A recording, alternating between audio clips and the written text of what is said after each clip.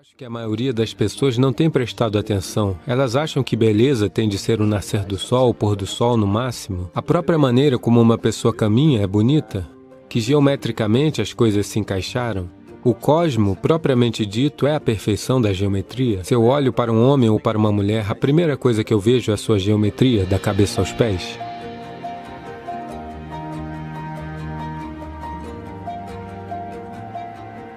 Pensei em começar com uma pergunta muito básica, uma pergunta simples. Uma pergunta que me fazem várias vezes, em leituras de poesia, em oficinas de poesia.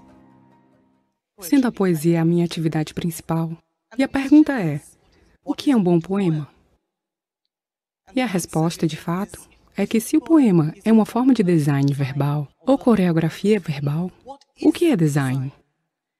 E estaria a beleza implícita nessa noção? Se assim for, o que é a beleza? Quer seja uma máquina, ou uma formiga, ou um gafanhoto, ou um ser humano, ou uma roupa, tanto faz, ou uma edificação, se aquilo se encaixa e flui com o mínimo de atrito, para aquele que tem os olhos para observar, aquilo sempre parecerá muito bonito.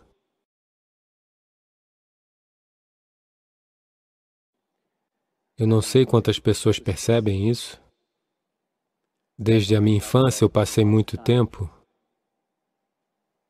prestando atenção a todo tipo de inseto e descobri que os insetos são as criaturas com design mais fabuloso do planeta. E todos os tipos, se você olhar para eles, em termos de cor, em termos de geometria, em termos de variedade de atividade que eles podem realizar, eles são tão fabulosamente projetados. Então, quando eu disser que você é belo, não pense que eu estou dizendo que você é um inseto. Não é isso que eu quero dizer. Eu estou dizendo criaturas diferentes. Temos 2 pernas, outra tem 4 pernas, outra tem 6, 8, 12, qualquer que seja o número. Mas a beleza da natureza e da evolução é que o design foi aperfeiçoado.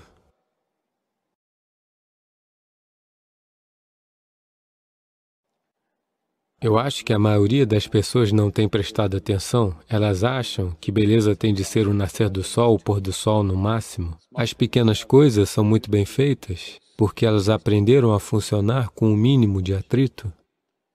Se você olhar para... Quero dizer, se você olhar para a atividade, se você medir a atividade, digamos, de um inseto, quanta atividade um inseto está realizando por calorias que ele consome? Obviamente, ele é geometricamente perfeito, existe uma mínima quantidade de atrito. Então, tudo que é bem feito sempre me entusiasmou, seja uma máquina, uma edificação, um inseto, um animal ou um ser humano. Se você está falando sobre humanos serem belos, se você olha para alguém, quando ele está alegre, todo mundo é bonito. Qualquer que seja o formato do nariz ou do queixo, quando você os vê em estado de alegria, eles sempre serão bonitos. Com o melhor, o que quer que seja considerado o melhor formato de nariz ou de queixo, quando eles não estão bem, já não parecem mais bonitos.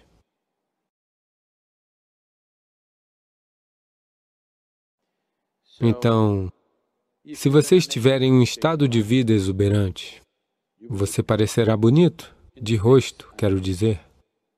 Para manter o corpo bonito, é preciso trabalhá-lo um pouco. Muita gente está tentando ficar no formato do planeta.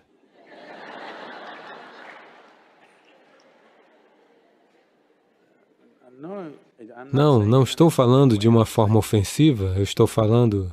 Quero dizer, quando você olha para o mundo, principalmente quando eu viajo para fora do país e também pela Índia, não tanto na Índia rural, se você for para a Índia urbana, quando eu estava crescendo, na escola, tinha apenas 2 crianças obesas, apenas 2, e nós sempre pensávamos...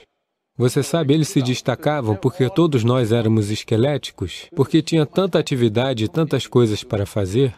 Mas hoje, você vê crianças saindo de um ônibus escolar, quase 40% a 50% são assim. Talvez seja parte da evolução, que eles estejam tentando se tornar parecidos com o planeta.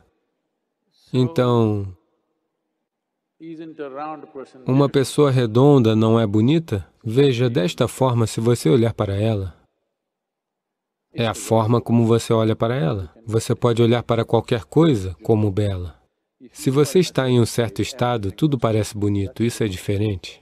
Mas eu acho que estamos falando sobre o físico, a beleza mecânica.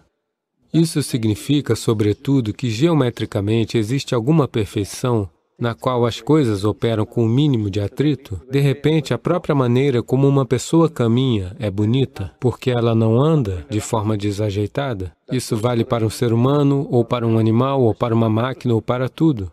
Que, geometricamente, as coisas se encaixaram. De fato, o universo inteiro está acontecendo apenas por causa da perfeição geométrica. Bem, a cúpula está de pé por causa da perfeição geométrica, não por causa da resistência do material. Todas as edificações que projetamos aqui, sempre procuramos ver como poderiam ser geometricamente perfeitas, de modo que o material que usamos pudesse ser muito pouco, pois nosso problema é sempre o orçamento. As pessoas dizem, uma construção tão grande com esse tipo de viga vai cair. Não vai, porque foi pensado geometricamente. Então, o processo evolutivo sempre olhou para a geometria. O cosmo, propriamente dito, é a perfeição da geometria. A razão pela qual o planeta segue firme em seu caminho é porque ele atingiu algum tipo de perfeição geométrica. Se ele desalinhar um pouco, não poderá voltar novamente. Isso não é apenas verdade com este planeta, é verdade com o universo inteiro. Então, na minha cabeça, isso sempre foi assim. Se olho para uma árvore, se olho para uma nuvem, se olho para um homem, ou para uma mulher, ou para qualquer coisa, para mim é sempre a geometria das coisas. A primeira coisa que eu vejo é a sua geometria da cabeça aos pés. Depois, todas as outras coisas. Porque geometricamente isso deve estar correto, só então se sustentará. Caso contrário, sua própria vida será reduzida. A vida de uma edificação, ou de um animal, ou de uma criatura, ou a de qualquer coisa. Qualquer forma nesta existência, se ela não encontrar algum tipo de harmonia geométrica, então ela partirá antes do tempo. Todo o sistema iógico é apenas isso. Para alinhar seu corpo com a geometria cósmica, de modo que, se você se sentar aqui por 2 dias, ainda assim, isso não seria um problema, porque você entendeu a geometria do corpo.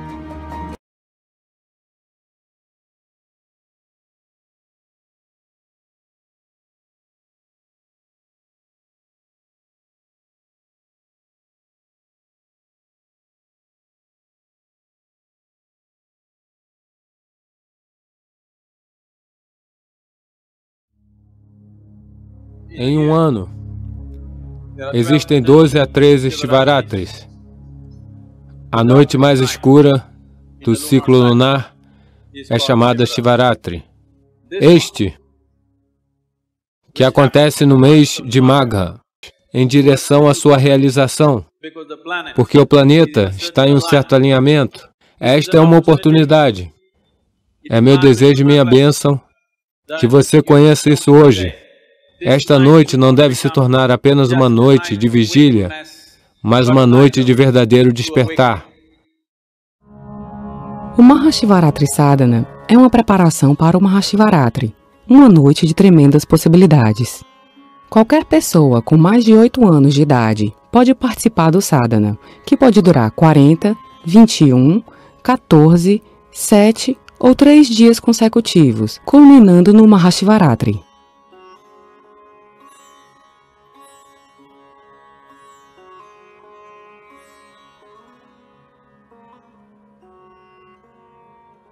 Existem algumas diretrizes a serem seguidas durante o período do sadhana. Mergulhe de 8 a 10 grãos de pimenta do reino junto com 2 a 3 folhas de vilva ou neem no mel e um punhado de amendoins em água durante a noite.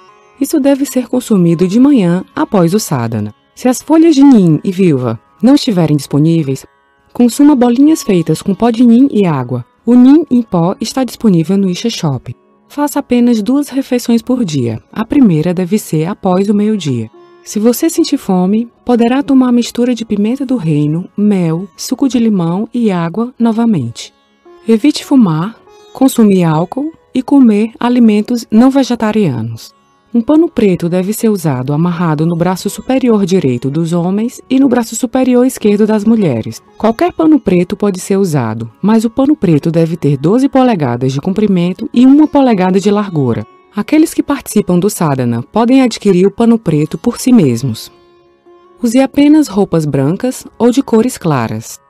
Por favor, tome banho 2 vezes por dia usando pó de banho de ervas.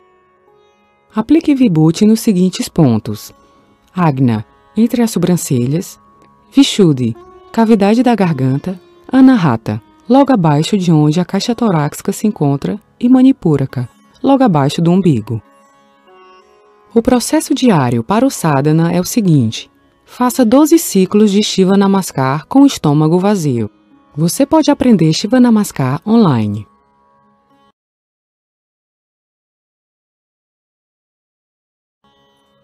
Shiva Namaskaram. Esta é uma série de 7 posturas. Ele demonstrará 3 ciclos. Por favor, observe.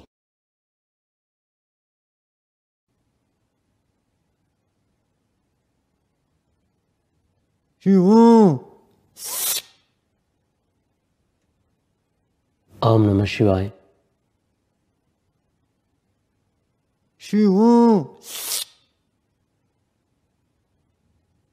Om Namah Shivaya.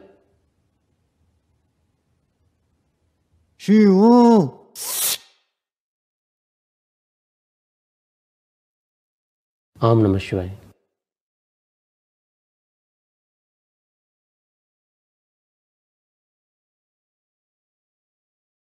Agora, nós veremos os 7 passos, um a um, com instruções.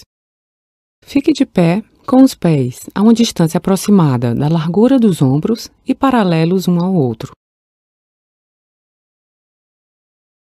Junte suas mãos em Namaskar. As articulações dos polegares estão dobradas e pressionando o Anahata. Sinta o ponto macio aproximadamente 1,5 cm abaixo de onde a caixa torácica se encontra. Olhos fechados. Esta é a posição inicial. 1. Mantendo a postura Namaskar, estenda suas mãos em um ângulo de 45 graus em relação ao chão e levante-as. Estenda seu corpo para trás como um arco, totalmente esticado. 2.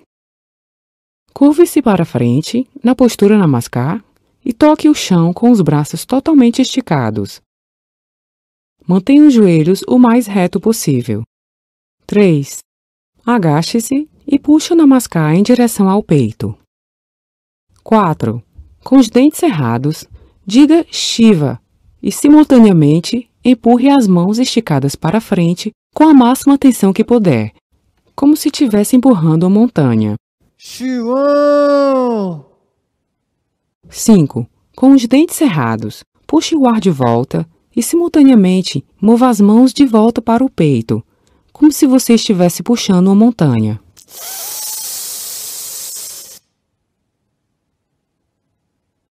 6. Ao se levantar, simultaneamente, estique os braços para frente e levante-os. Mais uma vez, estenda o corpo para trás como um arco, totalmente esticado, mantendo a postura Namaskar. 7. Abaixe os braços, volte à posição inicial e entoe Om Namah Shivaya. Om Namah Shivaya. Olharemos para o Shiva Namaskaram mais uma vez, juntamente com as instruções. Por favor, observe. Fique em pé, com os pés afastados na distância da largura dos ombros. Junte as mãos em Namaskar. As articulações, pressionando o Anahata. Olhos fechados. 1. Mantendo a postura Namaskar. Estenda suas mãos. Levante-as. Estenda seu corpo para trás como um arco, totalmente esticado. 2. Curve-se para frente na postura Namaskar e toque o chão com os braços totalmente esticados. 3. Agache-se e puxe o Namaskar para o peito. 4. Com os dentes cerrados, diga Shiva e simultaneamente empurre as mãos com a máxima tensão que puder, como se estivesse empurrando uma montanha. Shiva! 5. Com os dentes cerrados, puxe o ar de volta e simultaneamente mova as mãos para o peito como se estivesse puxando uma montanha. 6. Ao se levantar, simultaneamente, estique os braços para frente e levante-os. Mais uma vez, estenda seu corpo para trás como um arco, totalmente esticado. 7. Abaixe os braços, volte à posição inicial e entoe Om Namah Shivaya. Mais uma vez. Om Namah Shivaya. Após a prática, por favor, sente-se de pernas cruzadas, olhos fechados, até a respiração se acalmar. Agora vamos fazer juntos, lentamente, com as instruções. Por favor, fique de pé.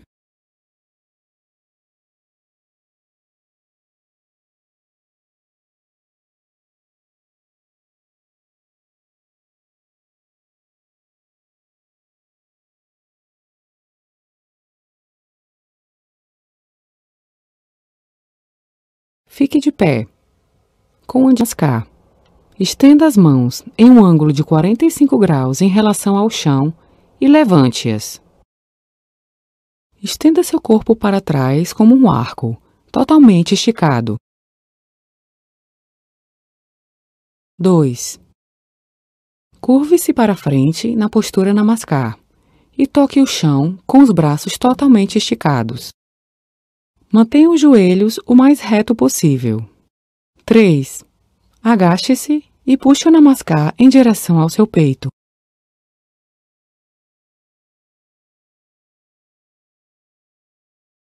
4. Com os dentes cerrados, diga Shiva e simultaneamente empurre as mãos esticadas para frente com a máxima tensão que puder, como se estivesse empurrando uma montanha. Shiva! 5. Com os dentes cerrados, puxe o ar de volta e simultaneamente mova as mãos de volta para o peito como se estivesse puxando uma montanha. 6. Ao se levantar, simultaneamente estique os braços para frente e levante-os. Mais uma vez, estique o seu corpo para trás como um arco, totalmente esticado, mantendo a postura Namaskar. 7.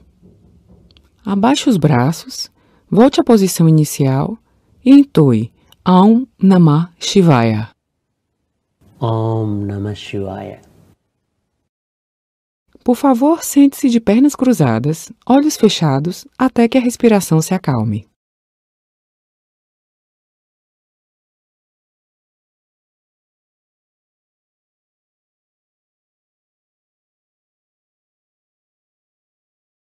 Por favor, abra os olhos. Para aqueles que acham difícil fazer a prática, nós veremos algumas das modificações. Se você não consegue se agachar e se levantar com facilidade, você pode tentar manter os pés um pouco mais afastados, mas certifique-se de que eles estão paralelos um ao outro. Se isso ainda for difícil e você não conseguir fazer o Shiva Namaskaram com os pés ligeiramente afastados, você pode colocar um pedaço de madeira ou almofada de cerca de 2,5 cm sobre os calcanhares para levantá-los.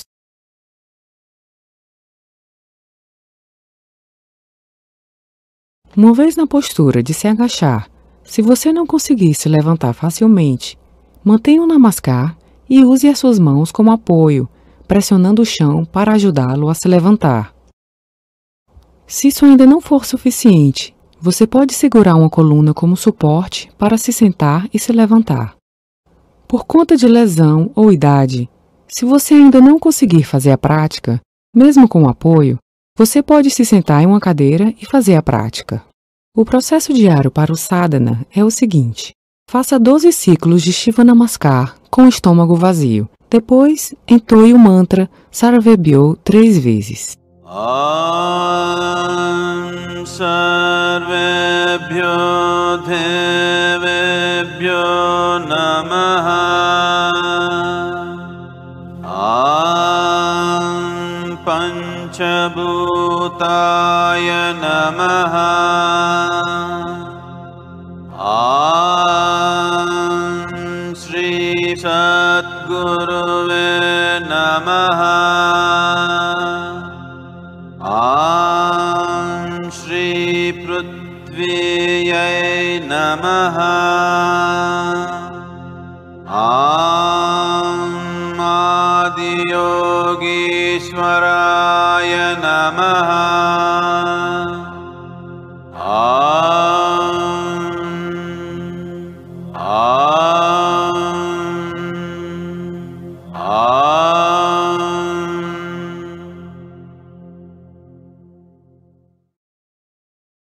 Isso deve ser feito uma vez por dia, antes do sol nascer ou depois do pôr do sol. Depois do Shiva Namaskar e entoar o mantra, mastigue as folhas, consuma os grãos de pimenta, depois de misturá-los com suco de limão e coma os amendoins também. Por favor, certifique-se de terminar o seu sadhana regular, como o Shambhavi Mahamudra, antes de consumi-los. Alguns pontos a serem mencionados sobre a prática. Mulheres grávidas são aconselhadas a não praticarem Shiva Namaskar. As mulheres podem praticar Shiva Namaskar durante o ciclo menstrual. Pessoas com hérnias de abdômen são aconselhadas a fazer a variação do Shiva Namaskar usando uma almofada ou uma cadeira. Acenda uma lamparina de óleo, uma vez pela manhã e outra vez à noite. Se a lamparina não estiver disponível, você pode usar uma vela. Entoie o mantra Yoga Yoga Yogeshwaraya 12 vezes pela manhã e 12 vezes à noite após acender a lamparina. Yoga Yoga Yogeshwaraya Bhuta Bhuta Bhuteshwaraya Kala Kala Kaleshwaraya Shiva Shiva Sarveshwaraya Shambho Shambho Mahadevaya.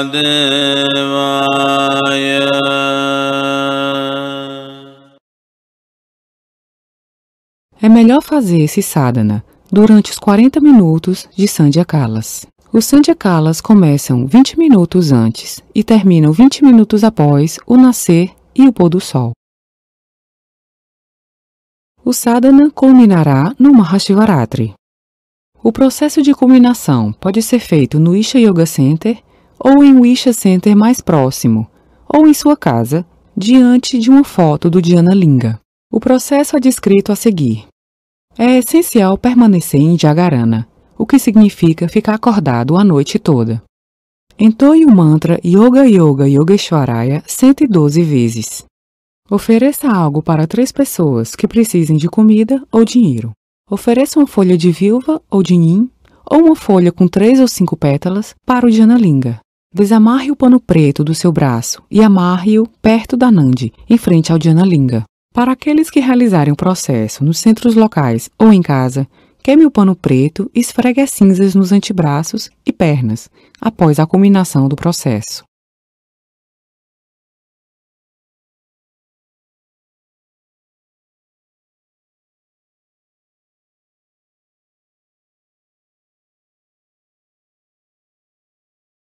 Esses 2 olhos podem apenas perceber aquilo que é físico. O terceiro olho é um olho voltado para dentro. Sua luxúria, a natureza do seu desejo, nunca estiveram do lado de fora. Esteve apenas no interior. Luxúria significa que ela cria uma sensação de incompletude dentro de você e um desejo por algo. Quando dizemos Shiva, a palavra Shiva se tornou sinônimo do terceiro olho. O terceiro olho, o que isso significa é, esses dois olhos são para olhar para fora. Esses dois olhos são capazes de lhe mostrar a fisicalidade da existência. Esses dois olhos podem apenas perceber aquilo que é físico. O terceiro olho é um olho focado para dentro, não irá se abrir na sua testa. O terceiro olho é um olho voltado para o interior, mas você ouviu histórias que Shiva abriu seus olhos e queimou o Kama. Na Índia, existe um deus do amor e da luxúria, chamado Kama. Kama significa luxúria, que você não gosta de encarar de frente, então você o torna amor.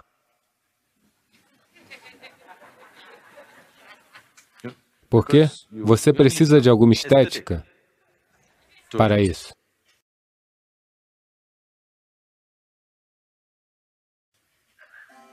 Então, ele se esconde atrás de uma árvore e lança uma flecha no coração de Shiva. Ela o acerta e Shiva fica um pouco perturbado. Então ele vê que é Kama, que é sua própria luxúria surgindo. Então ele abriu seu terceiro olho, um olho de fogo, e queimou Kama. Ele estava escondido atrás da árvore, mas ele foi queimado em cinzas. Então, Shiva pegou as cinzas desse Kama queimado e espalhou sobre si mesmo. Eu coloquei essas coisas para descansar de vez. Essa é a história que geralmente é contada às pessoas, mas você me diga, sua luxúria surge dentro de você ou atrás da árvore? Não, talvez você vá para trás da árvore, isso é outro assunto.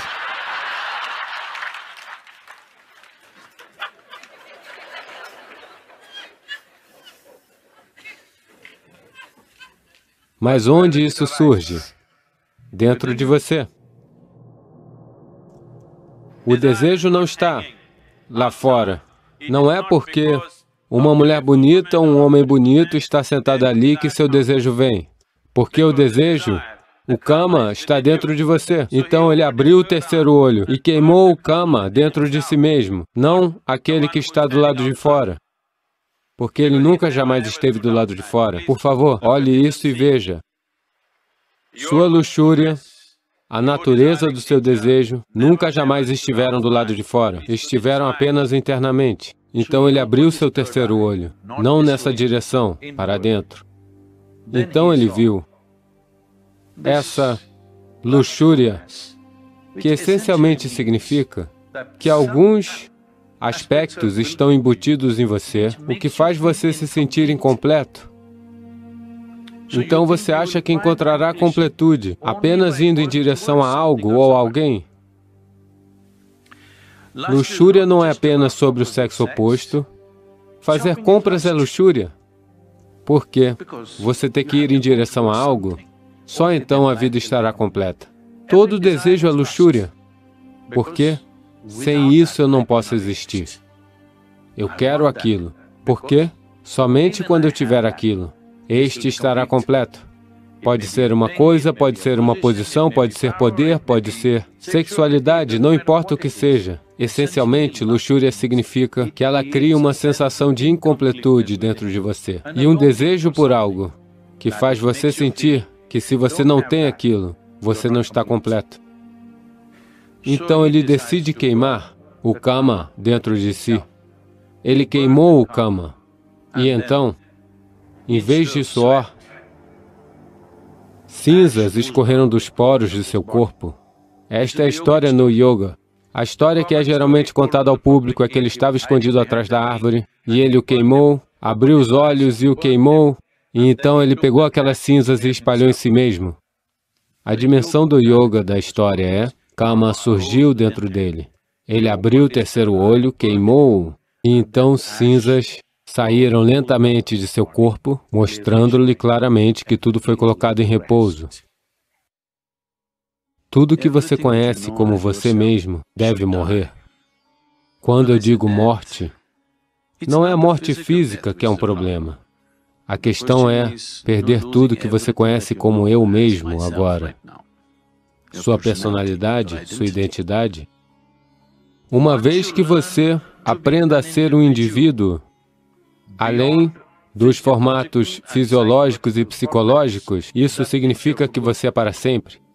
É isso que morte viva significa. Portanto, se você sabe como ser um indivíduo estável, sem formato fisiológico e psicológico, você é uma morte viva. Se você é uma morte viva, você é eterno em sua existência. Está na hora de você se tornar morte viva, para então viver eternamente.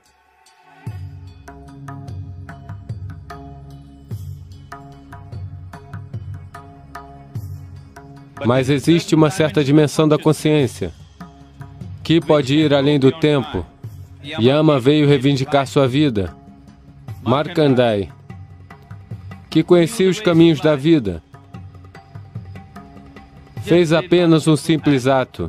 Dizem que ele continua vivendo como alguém de 15 anos, porque ele entrou em contato com aquela dimensão da consciência que você se refere como Kalabhairavi.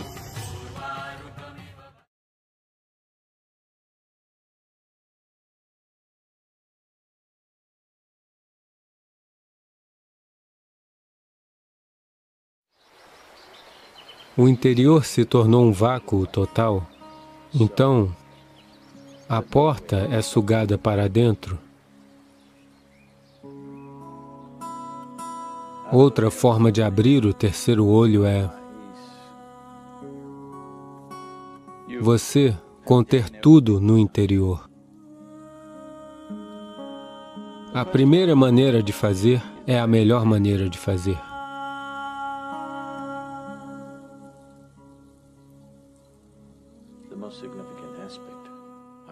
O aspecto mais significativo de Shiva é que ele abriu o seu terceiro olho.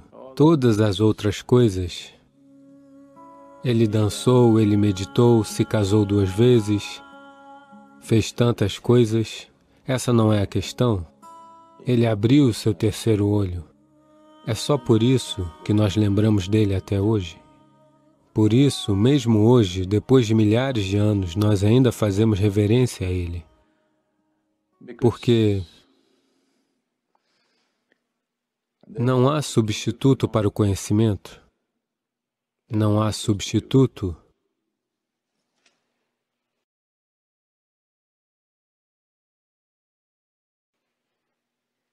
para o conhecimento, quer dizer, e não tem como saber, a não ser que sua percepção vá além de seus níveis atuais de percepção. A não ser que sua capacidade de ver seja aprimorada além de suas limitações atuais, não tem como saber.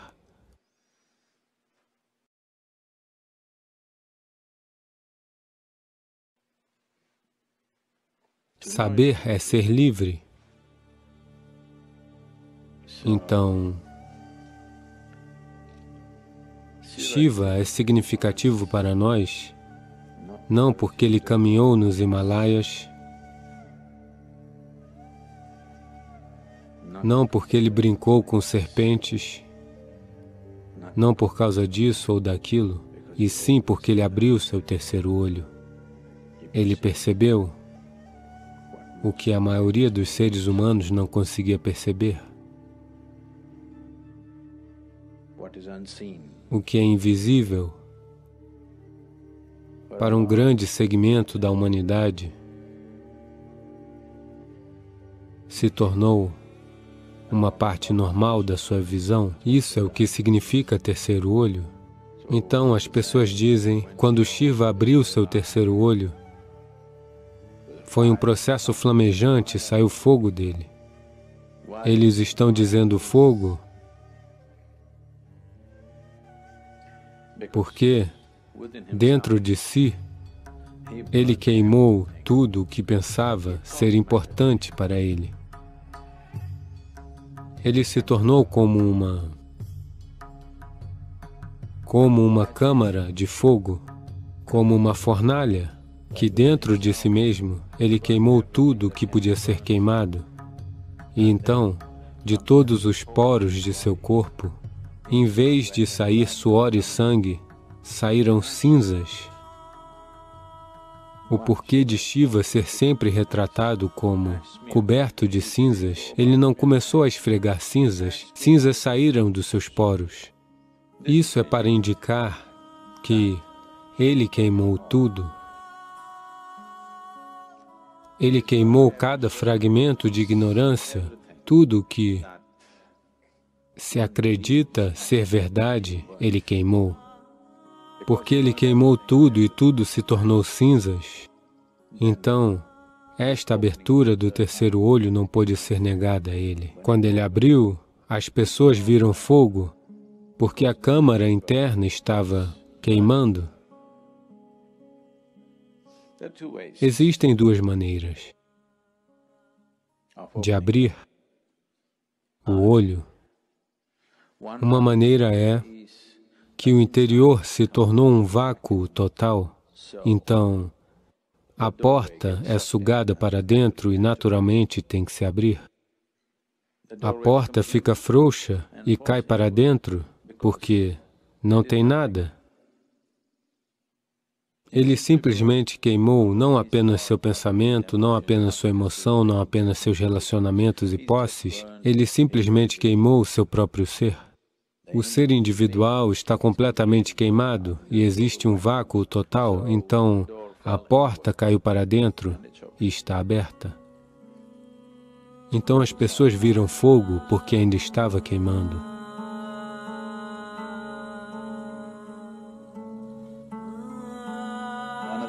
Outra forma de abrir o terceiro olho é você conter tudo no interior. Tudo está contido. Você não encontrou nenhuma expressão para o seu pensamento, nenhuma expressão para a sua emoção, nenhuma expressão para nada. Você não pode nem mesmo pronunciar uma palavra. Veja, se você permanecer em silêncio por 4 dias, no 5º dia, de repente, você tem vontade de cantar. Se você não souber cantar, você vai querer uivar como um lobo.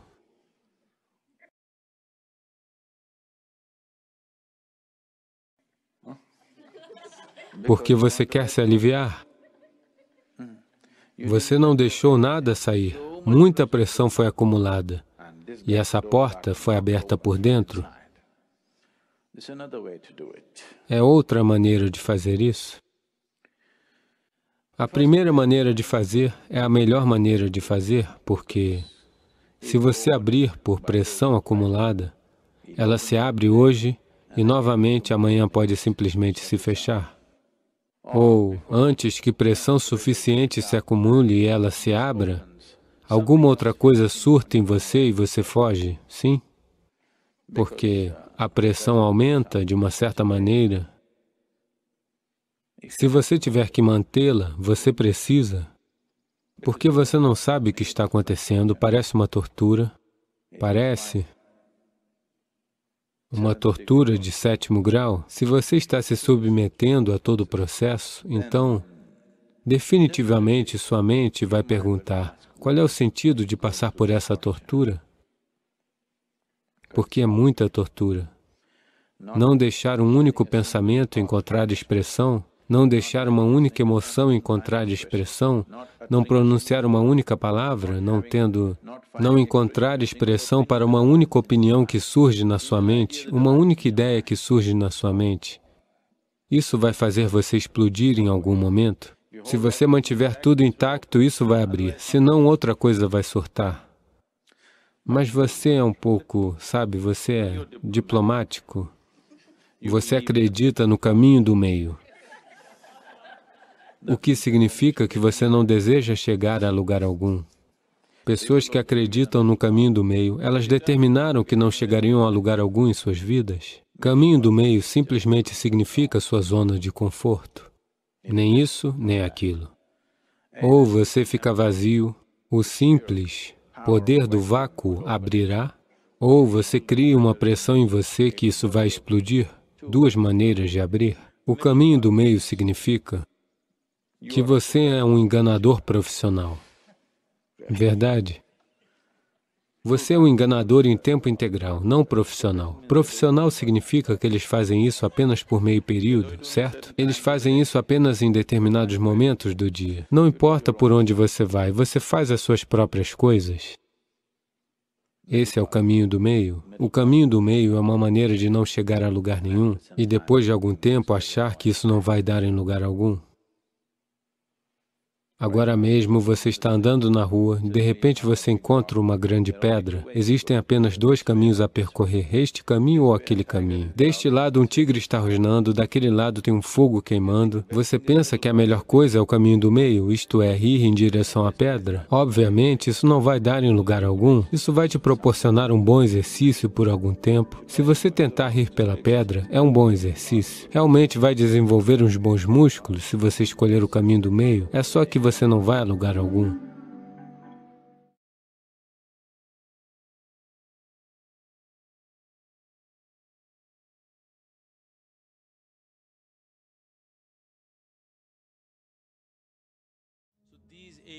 Então, estes 84 asanas, que são os yogasanas fundamentais, são 84 maneiras de transformar o corpo em uma passagem. Na verdade, não é necessário que todo mundo faça os 84 asanas. Se as pessoas fizerem um, isso é suficiente. Normalmente, os Hatha Yogis sérios que adotaram Hatha Yoga como seu caminho para a libertação, praticam apenas um asana, somente um asana. É difícil para uma mente pensadora entender por que alguém passaria sua vida inteira tentando se sentar de uma determinada maneira.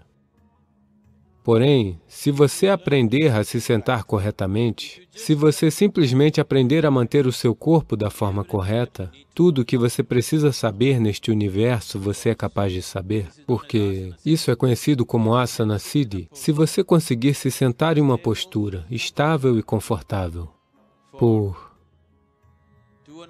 2h30, então dizemos que você alcançou o Asana Siddhi, que você está em absoluto conforto e à vontade em uma determinada postura. Isso é Asana Siddhi. Se você alcançar isso, tudo aquilo que você precisa saber, você é capaz de saber internamente. Como isso é possível? Como é possível que ao sentar-se você consiga saber tudo aquilo que você é capaz de saber? Se você tem uma televisão em casa, a televisão é apenas uma caixa com um tanto de eletrônica dentro dela, mas ela se torna um mundo em si mesma.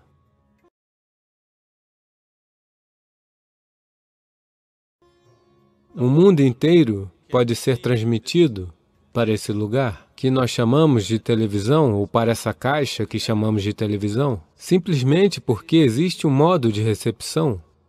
Se você ajustar a antena corretamente, se ela estiver devidamente ajustada, então o mundo inteiro fluirá para dentro da sua casa, ou para dentro dessa caixa. Se ela não estiver ajustada corretamente, é o mesmo instrumento, ela tem tudo, mas não pode fazer nada. É assim que o ser humano é. Um ser humano individual é quem ele é somente por causa daquilo que ele percebe. Somente por causa daquilo que ele ou ela percebe é que um ser humano individual se torna quem quer que seja. Neste momento, você é quem é somente por causa de tudo aquilo que você percebeu na sua vida até agora. E você será quem será somente por causa daquilo que você perceber no futuro. Tudo aquilo que você percebe é o que faz você ser tudo aquilo que você é hoje. Portanto, todo o sistema do yoga está apenas interessado em aperfeiçoar a percepção. Assim, se você mantém a postura correta, se o seu alinhamento está correto, e se ele corresponde ao alinhamento cósmico de alguma maneira, aos 84 alinhamentos, se alguém começa a praticar essas 84 posturas, ou mesmo domina uma única postura e aborda as 83 restantes por meio dessa, Então é possível conhecer tudo o que aconteceu na criação até este momento, porque a memória dela está bem aqui, dentro do seu sistema. Digamos que, de uma maneira codificada, isso pode ser ativado e acionado se tocar outra dimensão fora de você. Então os asanas são meios poderosos, os yogasanas são meios poderosos para se conectar. Eu não quero que você esqueça o que yoga significa. Yoga significa união. União significa que dois se tornaram um. Dois é simplesmente isso. Existem apenas dois na existência, você e o resto da existência.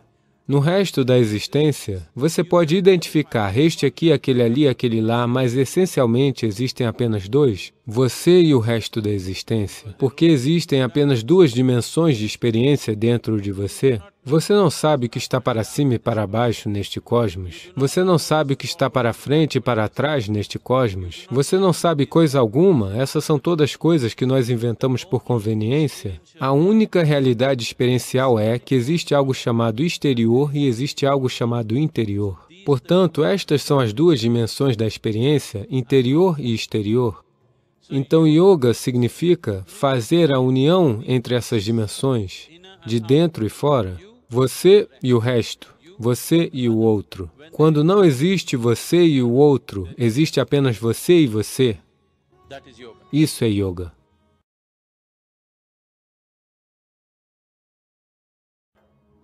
Portanto, os asanas são uma manifestação física do aproximar-se disso, uma forma física de aproximação dessa união suprema, porque o corpo físico é a coisa mais fácil de se trabalhar. Se você tentar fazer algo com a sua mente, ela vai fazer muitos truques, ao menos com o corpo. Você sabe se ele está fazendo isso direito ou não, se ele está cooperando ou não.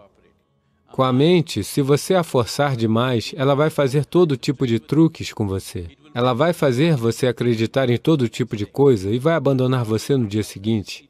Mas com o corpo não é assim. Ele é um fator confiável. Se você trabalhar com ele de uma forma sensata, os yogasanas definitivamente o conduzirão para a possibilidade de uma união suprema. Enquanto isso, ao começar a praticar as posturas, antes que todo esse alinhamento com o Supremo aconteça, ocorre um alinhamento interior que naturalmente alcançará uma química de saúde, alegria e bem-aventurança, e, acima de tudo, equilíbrio. O equilíbrio é algo que as sociedades modernas têm ignorado e por isso elas estão pagando um preço enorme hoje em dia. Seja qual for a sua inteligência, seja qual for a sua competência, educação e qualificações, se você não possuir o equilíbrio necessário, você não terá sucesso, você não irá muito longe em sua vida. Portanto, a coisa mais importante para as pessoas que estão buscando ser bem-sucedidas, quer estejam trabalhando no setor corporativo, ou sejam políticos ou militares, ou estejam em qualquer outro setor, a coisa mais importante é o equilíbrio. Somente se você tiver um equilíbrio que não seja perturbado por situações externas, é que você será capaz de fazer uso da competência e inteligência que você carrega dentro de você.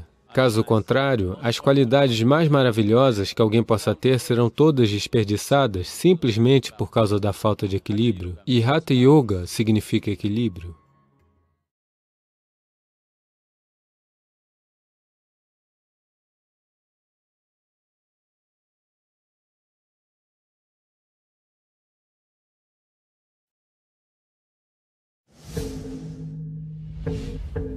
Ele manteve seu punho a apenas 3 polegadas do corpo do jornalista e... O homem voou e caiu na piscina. Por que você está usando o Manipuraka? O homem vai simplesmente voar.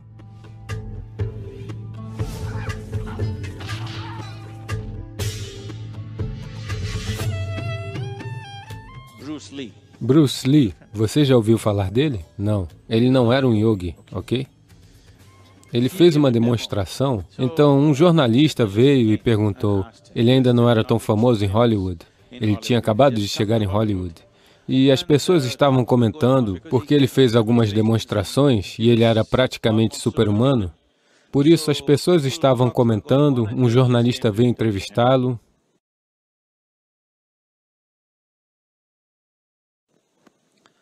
e perguntou, ok, as pessoas andam falando sobre tudo isso, faça uma demonstração do seu poder.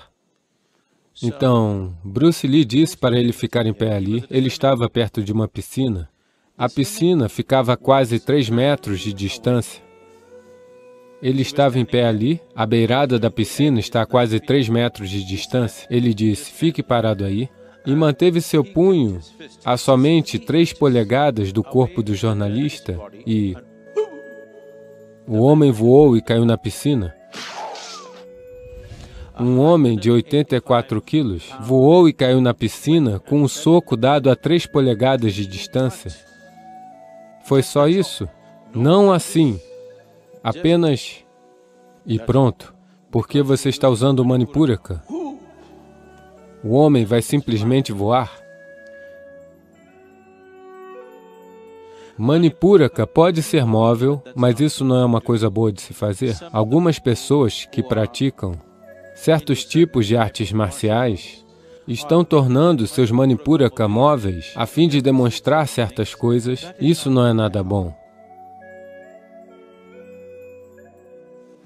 Uma vez que você aprende a mover seu Manipuraka de uma certa forma para fazer demonstrações e coisas desse tipo, tal pessoa não viverá muito tempo.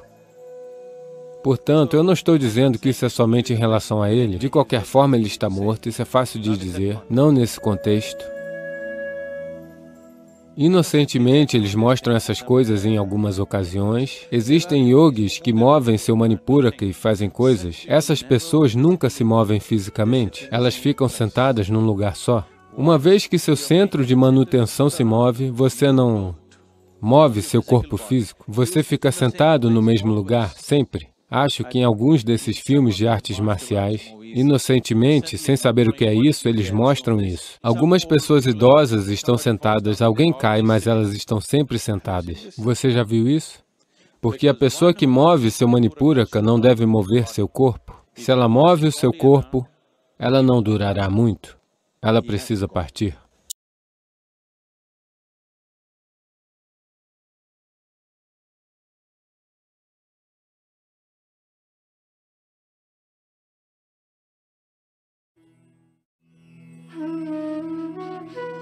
Yoga para o amor, processo de Namaskar. A palavra yoga significa união, união de todas as polaridades, de masculino e feminino, yin e yang, individual e universal, Shiva Shakti, cérebro direito e cérebro esquerdo, ou qualquer outra coisa que você queira dizer. Para alcançar essa união abençoada, a forma mais simples é o Yoga Namaskar. Colocando as 2 mãos juntas, alinhadas uma com a outra, na altura do coração, vai lhe trazer uma certa harmonia entre as polaridades internas. Isso, por sua vez, traz uma sensação de estar unido a quem quer ou ao que quer que o Namaskar seja dirigido. Ao colocar suas mãos juntas, as dualidades de seus gostos e desgostos, seus desejos e aversões são nivelados, e há uma certa unidade na experiência de quem você é.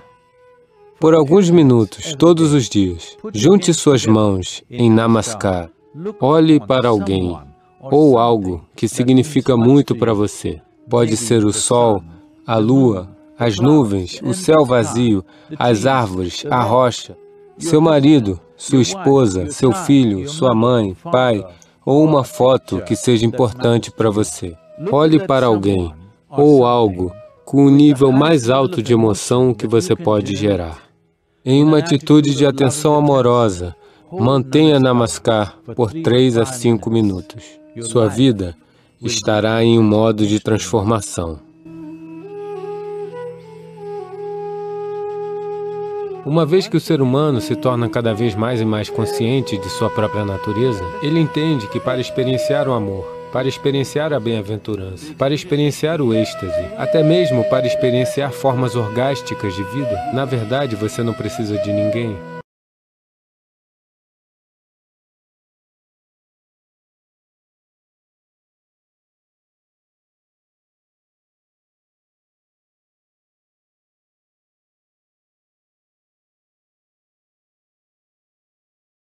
O sêmen é de um nível de potência extraordinário. Você está usando ele para derramar nos lençóis da JNU.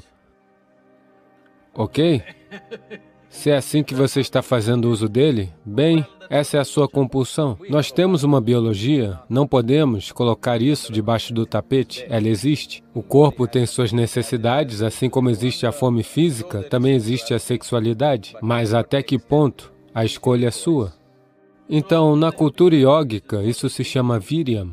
É uma das coisas mais potentes. Obviamente, isso tem uma potência se você souber como explorar.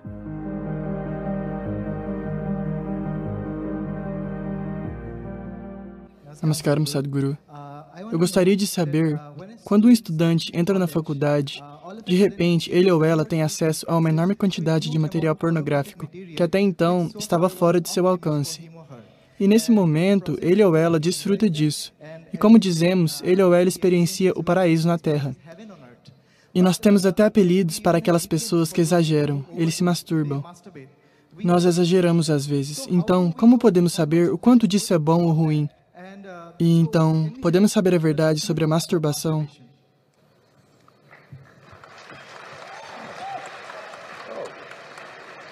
Parece uma pergunta popular.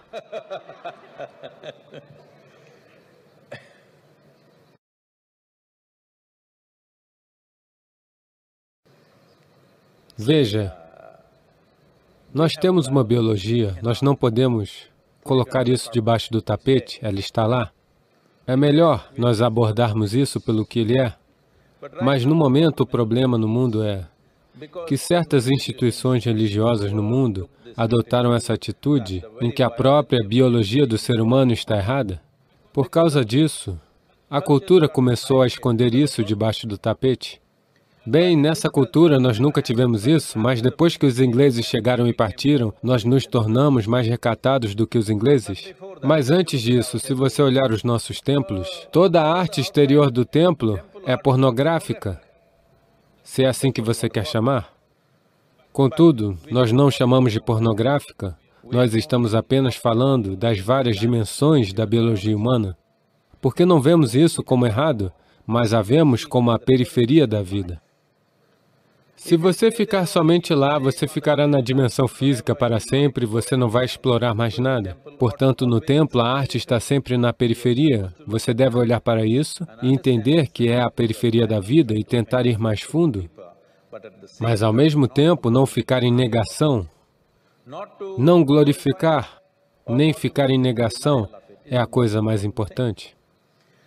Entretanto, na sua faculdade, assistindo essas coisas onde quer que seja, na internet ou onde for, as pessoas me falam que alguém me disse, eu não sei se essas porcentagens estão corretas. Quando eu perguntei qual é o conteúdo, eu estava tentando entender a internet e seu conteúdo, qual é o conteúdo real na internet. Eles me disseram, você deve saber, eles me disseram que 70% do conteúdo na internet é pornografia. É isso mesmo? É isso? Você deve ser o especialista.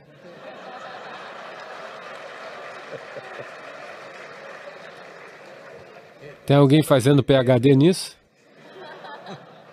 Eles me disseram 70%. Eu disse 70% ao nível inaceitável e doentio de pornografia. Se ocupasse uma percentagem pequena, estaria tudo bem. 70% de uma plataforma tecnológica que poderia fazer milhões de coisas, e infelizmente a pornografia, apenas a biologia da vida. Isso é lamentável, porque uma vez em que você veio como um ser humano, sua biologia não é a parte mais importante na sua vida, ela é uma parte de sua vida.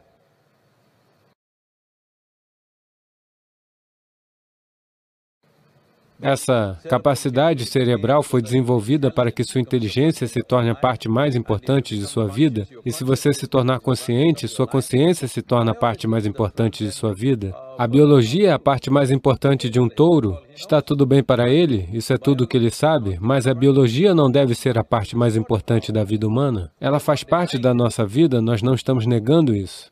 Então, em uma certa fase de sua vida, é assim. Um senhor de 95 anos de idade foi fazer um check-up com seu médico. O médico fez um exame completo e disse, ei, meu velho, Você está indo muito bem para 95 anos, você não tem nenhum problema. Então o velho homem perguntou, doutor, mas e a minha vida sexual? Então o médico olhou para ele e perguntou, pensando nela ou falando sobre ela?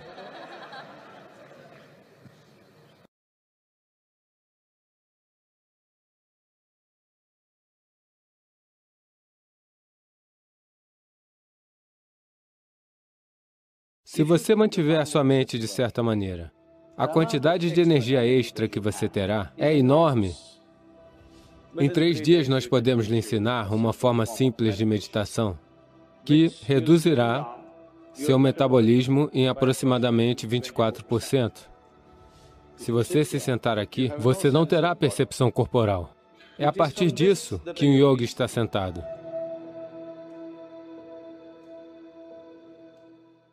Sadhguru, nós ouvimos muitas histórias de pessoas que entram em um profundo estado de meditação e elas renunciam às necessidades humanas básicas como sede e fome por vários meses seguidos.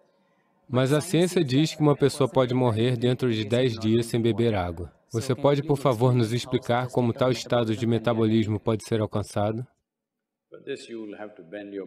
Para isso, você terá que contorcer sua mente um pouco, pois isso não está em seu livro didático dessa forma. Anteontem,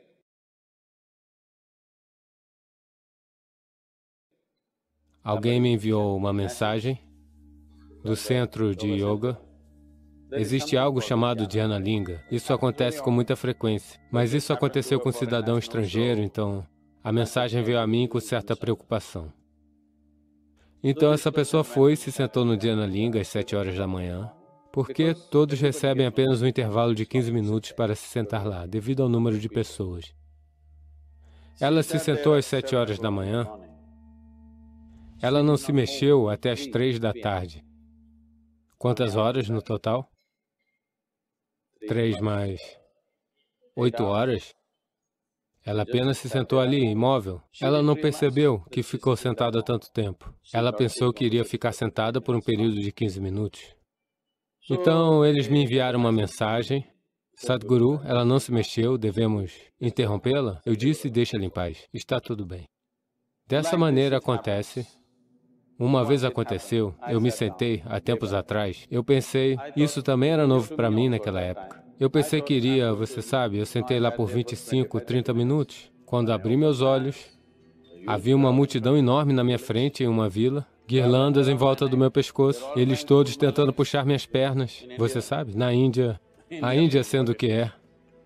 E no momento em que abri meus olhos, alguém querendo saber sobre os negócios, alguém querendo saber quando suas filhas iriam se casar, todo tipo de coisa. Então eu disse, de onde todos vocês idiotas vieram?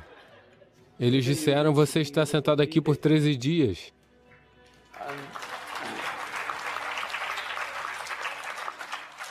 Então, o que acontece no sistema, isso é o que você está perguntando? Veja, agora mesmo, eu estou falando. Se você checar meu pulso, está algo em torno de 55, 58, em torno disso. Se eu simplesmente me sentar em silêncio, ele cairá abaixo de 40. Se eu simplesmente me sentar e estiver fazendo algo sem interação, conversando, me movendo, se eu simplesmente me sentar, ficará abaixo de 40. Agora isso está em repouso. Isso não criará atritos desnecessários por dentro. Portanto, a quantidade de energia que consome é muito baixa. Todos vocês são estudantes de medicina, vocês sabem disso. 20% da energia do corpo é consumida pelo nosso cérebro. Embora não tenha mais que 1,5 kg no máximo. Então, esse tanto de corpo está consumindo 20% da energia, e esse tanto de corpo está consumindo apenas 80%. Se você comparar esse e esse em peso, seria 50 vezes mais? Muito mais. Então, você deve entender, se você mantiver sua mente de certa maneira, a quantidade de energia extra que você terá é enorme. Porque você não está desnecessariamente consumindo, o desperdício de energia não está acontecendo. Isso é verdade com todos os sistemas, seja um carro, seja uma máquina, seja qualquer coisa. O quão livre de fricção está funcionando, essa quantidade de energia diminuirá, não é? Tudo que está acontecendo com grande atrito consumirá uma quantidade enorme de energia. Portanto, fisiologicamente e psicologicamente, em termos de energia, se você tornar o funcionamento do seu sistema livre de atrito, o metabolismo diminuirá e você funcionará com muita eficiência, porque quando você quer elevar, você tem toda uma escala para aumentar. Quando você quer reduzi-lo, está lá. No momento, a amplitude que a maioria das pessoas carrega é muito, muito pequena. Se você pressioná-las em atividade, elas ficarão totalmente cansadas. Se elas não têm nada para fazer, elas vão enlouquecer. Se você não tem nada para fazer, você enlouquece, não é? Portanto, nessa condição, isso não irá diminuir. Agora, tudo que você consome é maior simplesmente porque você está em uma RPM mais alta, isso é tudo.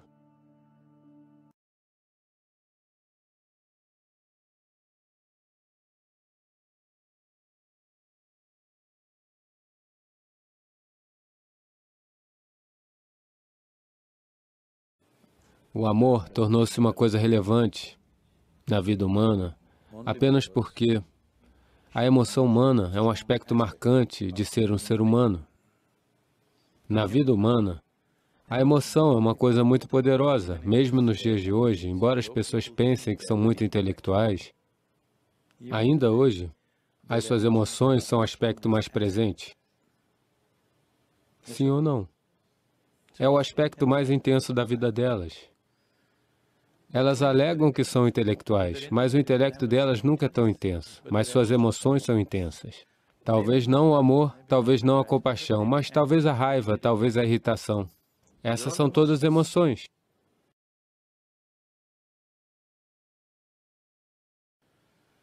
Portanto, a emoção é um aspecto muito importante do ser humano.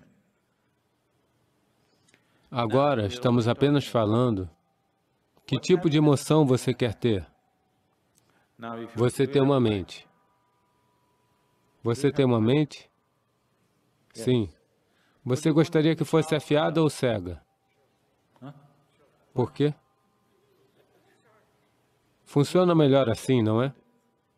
Da mesma forma, se você tem emoções, você quer ter emoções doces ou amargas? Doces emoções. Funciona melhor assim, não é? Então, o amor significa exatamente isso. Você transformou as suas emoções em doçura. Agora, eu quero estar apaixonado, sem emoção. Isso é uma ideia muito europeia.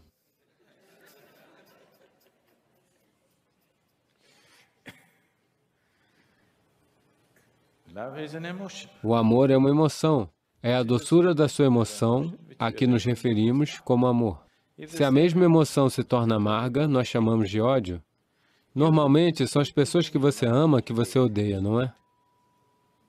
Algum tempo atrás você os amava, agora você os odeia. Você não odeia o homem que está apenas andando na rua, não é? Algum amor deveria ter acontecido, e agora a moeda caiu de outra maneira. E agora tornou-se ódio. Sim? Então é exatamente a mesma moeda. Se cair dessa maneira, se torna amor, se cair daquela maneira, torna-se ódio. Não pense que eles estão muito longe. Eles estão bem perto. Uma coisinha dá errado, o amor se torna ódio, não é? Então, como estar apaixonado sem emoção? O amor é uma emoção. Agora, a escolha é apenas se você deseja que suas emoções sejam doces, agradáveis ou emoções desagradáveis. Essa é a sua escolha. É uma escolha óbvia, não é? Mas a maioria das pessoas mantém suas emoções amargas na maioria das vezes. A amargura não precisa necessariamente significar que elas estão no ódio ativo. Elas estão em irritação, elas estão em agitação. Elas estão em algum tipo de... O medo também é uma emoção, a ansiedade é uma emoção. Está em algum nível de desagradabilidade. Se você tornar suas emoções muito agradáveis, então a vida será muito agradável. Ainda hoje, A maioria das pessoas experimenta um momento de amor como a experiência mais profunda de sua vida. Não é? Mas elas experimentam assim porque essa é a coisa mais intensa que elas já tocaram. Essa é a dimensão mais profunda da vida que elas já tocaram, um momento de amor. Então elas o elevam ao céu. As pessoas estão transportando para o céu. As pessoas estão falando de amor divino. Você não sabe se Deus ama ou não. Os seres humanos são capazes de amar, se estiverem dispostos. O cachorro é capaz de amar. Quando os seres humanos falham, você arranja um cachorro para você. Se você tem um cachorro, 12 anos de caso de amor garantido. Sim? Não subestime isso. Você arranja um cachorro para você todos os dias quando você chega em casa. Que boas-vindas você recebe. A sua esposa, ela não é boa. Um dia ela é uma de uma maneira. Seus filhos, eles nem sequer estão interessados se você chega em casa ou sai. Mas o seu cachorro, todos os dias, que boas-vindas animadas ele lhe dá. Ninguém é capaz disso, não é? Todos os dias, sem falta. Ele nunca demonstrará desinteresse por você. Ele é um grande incentivo para você. Cachorro é amor, com certeza. Talvez seja apenas um erro de soletração. Você sabe, erros de digitação podem acontecer.